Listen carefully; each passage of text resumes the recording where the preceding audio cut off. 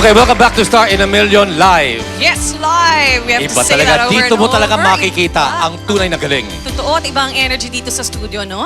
Yes. Ay, nako. Ngayon naman, kikilala natin ang ating third grand finalist sa ating solo competition.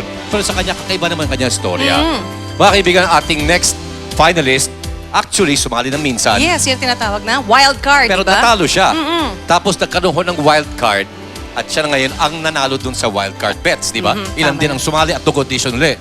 O hindi ba Siya nga ang naman, nanalo. ano? Tama yun. At sino mag-iisip na makikita natin siya dito po sa ating grand finals? So ngayon, ready na po, mga kaibigan, ng ating third grand finalist.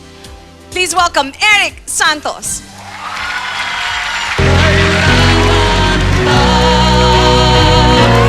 Unang sumali si Eric Santos sa Star in a Million noong September sa ASAP Mania. Pero sa kasawayang palad ay hindi siya nanalo.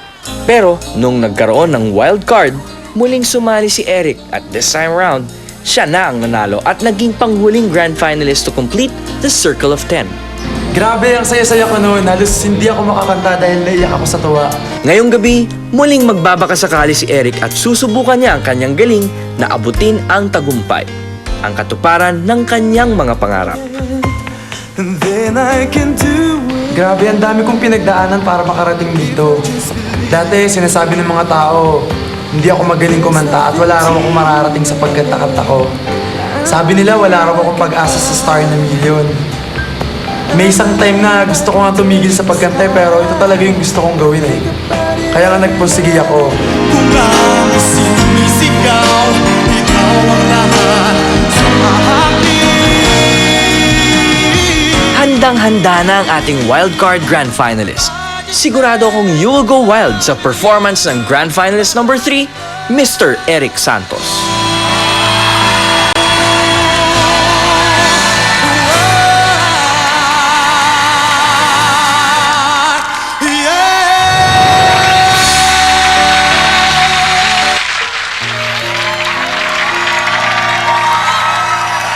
This is the moment.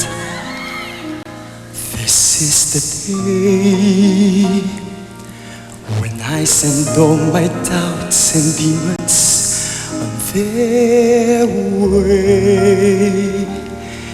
Every endeavor I have made ever is coming into play. Is that here and now today? This is the moment. This is the time when the momentum and the moment are in rhyme. Give me this moment, this precious chance